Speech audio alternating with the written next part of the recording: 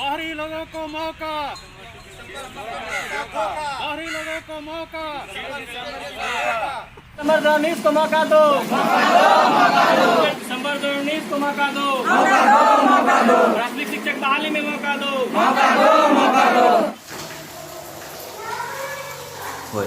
आदरणीय दिसंबर सीटेड अभ्यर्थी साथियों, वर्तमान परिस्थिति में जो विभिन्न प्रकार की परिस्थितियां बन रही है, इन सभी स्थितियों से आप लोग अवगत हैं। बिहार सरकार के शिक्षा विभाग के दुर्बल रवैया से यह स्पष्ट नहीं हो पा रहा है कि दिसंबर सीटेड अभ्यर्थियों का नियोजन ऐसी परिस्थिति में होगा या नहीं। ऐसा प्रश्नवाचक बना हुआ है, मेरे दिल में भी है, आपके दिल में भी है। हम लोगों ने विभिन्न प्रकार के रास्ता अपनाया है। अभी तक जो जीत मिली है, हम लोगों को न्यायालय की रास्ता से मिला है। हमारे साथियों ने विभिन्न ग्रुप के माध्यम से न्यायालय में याचिका दायर किए हैं और याचिका दायर करने का प्रयास भी कर रहे हैं। कल बुधवार के रोज हम लोग पटना में पाटलिपुत्र की धरती पर एकत्रित हुए थे। उस समय साथियों के द्वारा अलग अलग विचार व्यक्त किया गया था। कुछ साथियों को कहना था कि NIOS का अलग केस होना चाहिए, कुछ साथियों का कहना था सभी को एक साथ होना चाहिए, कुछ साथियों का कहना था कि BED और DLED वाले को अलग करना चाहिए। हमारा जहां तक स्पष्ट राय था उसमें कि यह सारी जो बात अधिवक्ता, जो बढ़िया अधिवक्ता है जिनके द्वारा केस लड़ा जा रहा है, उनके विचार को सरपड़ी रखा जाए। आपसी मतभेद के कारण संगठन को कमज़ोर नहीं किया जाए। और खास करके जो नीरज जी के द्वारा जो ग्रुप बनाया गया है, अभी तक काफ़ी लेट हुआ। चाहे जिस भी परिस्थिति में हो, ऐसा नहीं होना चाहिए। सवाल होता है कि इसका जिम्मेदार क्यों है। अभी नोटिफिकेशन जारी हुआ, केस का जो दायित्व रखने वाला व्यक्ति है उसे स्टे लगवाना चाहिए। अगर ऐसा नहीं हुआ तो जिम्मेदार कौन है आप सभी जानते हैं। इसका एनालिसिस होना चाहिए, इसका फीडबैक होना चाहिए। इसी के उत्तरोत्तर में हम लोगों ने कल 9 सदस्यीय कमेटी बनाया है, जिस कमेटी की जिम्मेदारी है कि केस के डायरेक्शनल को तय करेंगे, दिशा निर्देशित देंगे और इसी दिशा निर्देश के माध्यम से ही नीरज जी को आगे बढ़ना पड़ेगा। डायरेक्शनल तय करने के लिए यह 9 जो सदस्यीय कमेटी है यह तय करेगा। कुछ साथियों का विचार हुआ कि दूसरे साथी जो केस करना चाह रहे हैं इस पर रोका जाए।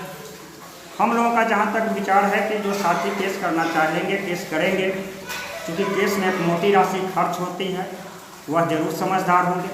सभी अधिवक्ता से राय लेकर के स्टेप लेंगे, क्योंकि उनका भी उद्देश्य सीटेड अभ्यर्थियों को इस नियोजन में मौका दिलाना है। जांच परख करके लेंगे, अगर यह यथोचित होगा तो वह अच्छा काम होगा, नहीं अगर अधिवक्ता सलाह नहीं देते हैं तो वहाँ पर वह गुरेज करेंगे, परहेज करेंगे। अधिवक्ता के सलाह पर अगर होता है कि अलग से पिटिशनर अलग से केस दायर करने पर किसी तरह की विषम परिस्थिति नहीं उत्पन्न होता है तो वहाँ पर वह दायर करने के लिए स्वतंत्र है। जहाँ तक हमारे जो साथी हैं पटना पाटलिपुत्र बराबर एकत्रित होते हैं, पैसा खर्च होता है, इसलिए मैं अपने स्तर से प्रत्येक 38 जिला है, 38 जिला में अपने एक संगठन बन रहा है। 6-7 जिला का मैं कल प्रखंड अध्यक्ष का घोषणा किया था। बाकी जो जिला बचा हुआ है 1-2 रोज में मंथन करने के बाद कर दूंगा। हमारी बात और आपका संवाद उस संगठन के जिला के अध्यक्ष के माध्यम से होगा और वह भी एक दिशा निर्देशित करेंगे, दिशा तय करेंगे। चूँकि लड़ाई लंबी है, इस लंबी लड़ाई लड़ने के लिए कड़ी की ज़रूरत है। हमारे और आपके बीच जो जिला अध्यक्ष होंगे वह संवाद करेंगे। कुछ साथियों को हमसे दिक्कतें होगी। आप बताइए, एक दिन में अगर 400 कॉल आता है, क्या संभव है कि मैं सभी का जवाब दे पाऊँगा? ऐसा संभव नहीं है सर। यदि मैं ऑन ऑफ कर देता हूँ, मोबाइल को स्विच ऑफ कर देना पड़ता है। मशीन है जो इस तरह से काम करेगा, आप इस मजबूरी को समझिए। हम स्पेस लेकर के ज़्यादा कोई समस्या है, रात्रि का विश्राम के समय है, 2 घंटा मैं निश्चित कर दिया हूँ 8 से 10 बजे के बीच। उस समय जो भी प्रश्न बनेगा मैं उसका जवाब दूंगा। मैं जवाब देने के लिए ही आप लोगों ने मुझे आगे बढ़ाया है।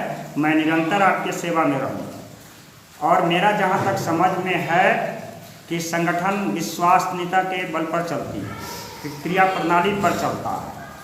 आर्थिक सहयोग बड़ा मायने नहीं रखता, पैसा कोई मायने नहीं रखता है। आंदोलनकारी अगर सही हो, संगठन का कर्ता धर्ता सही हो, तो ज़रूरत पड़ेगा मिनटों में उतना पैसा जमा हो जाएगा। जहाँ तक मेरा विश्वास है, पैसा कभी आज तक मैं संगठन में ना 1 रुपया मैं लिया हूँ और न निरंतर मैं कभी 1 रुपया लूँगा। यह हमारा अपना सिद्धांत है। लोग कहते हैं, साथी कहते हैं कि पैसा नहीं लीजिएगा संगठन चलेगा कैसे, केस कैसे दायर होगा। तो इसके लिए कमेटी है, कमेटी अपना जमा करेगा, अपना लेगा, नियंत्रण मैं रखूँगा, यह मैं विश्वास दिलाता हूँ। कल सर वहाँ पर जब एकत्रित हुए थे तो हमारा विचार था कि पुलिस प्रशासन से मुकाबला करते हुए हम सचिवालय के अंदर प्रवेश करें। स्थितियाँ ऐसी थी कि सीएम हाउस पर जब लाठीचार्ज हुआ तो हम लोग वहाँ पर टिक नहीं पाए थे। कल भी यही स्थिति था कि हम लोग टिक नहीं पाते, इसलिए हमको मजबूरन होकर के हड़ताली चौक पर गर्दनी बाग में एकत्रित होना पड़ा। वहाँ पर प्रशासन से लिखित में परमिशन लेना पड़ा। बिहार की धरती पर 3-4 महीने के अंदर में कोरोना के स्थिति में पहला एक मौका मैं हूँ, छोटा सा व्यक्ति जो पाटलिपुत्र में प्रशासन से लिखित ले करके और तब बैठक बुलाया। आज तक किसी भी दल के बड़े नेता को भी यह परमिशन नहीं मिलता है। यह एक बहुत बड़ी उपलब्धि है। इसलिए आप आशा रखिए, विश्वास रखिए कि अब हम वन डायरेक्शनल में कैसे घर में बैठे इस युद्ध को जीत लेंगे, जिससे कि हमारे साथी का मेहनत मिसयूज नहीं हो। यह तभी होगा जब प्रश्न करना कम और काम करना ज़्यादा शुरू कीजिएगा। आप अपने कर्तव्य का निर्वाह करिएगा। जितनी जिम्मेदारी हमारी भी है, आपकी भी उतना ही जिम्मेदारी है सर। आपको नेतृत्व का कोई सवाल नहीं पैदा होता है। सवाल यह पैदा होता है कि बिना कहे हुए कौन सा व्यक्ति सकारात्मक काम कर लेगा। अगर आप निरंतर सकारात्मक काम करते रहिएगा तो आप उस नेतृत्व के दौर में सबसे आगे बढ़ जाइएगा। मैं वादा करता हूं कि मैं पीछे रह जाऊंगा, आपका स्थान मैं सबसे आगे दूंगा। आपसे आग्रह है कि 38 जिला के जो साथी, हो सकता है कि दूरी के अभाव से, संपर्क के अभाव से मैं किसी कम क्रियाशील, मध्य क्रियाशील, उत्तम क्रियाशील व्यक्ति का भी चुनाव कर दूं। वैसी स्थिति में यदि आपका ऐसा लगता है कि इस व्यक्ति का चुनाव नहीं हुआ है तो आप हमें फ़ोन से संपर्क करेंगे। वैसे व्यक्ति को मैं राज्य के कार्यकारिणी में एकत्रित कर लूँगा। एक ग्रुप बनेगा, आप सभी मजबूत होंगे, तब मैं मजबूत होऊंगा, तब यह संग्राम जीत पाएंगे। आपका साथी त्रिपुरारी झा, सीटेड अभ्यर्थी संघ, बिहार प्रदेश।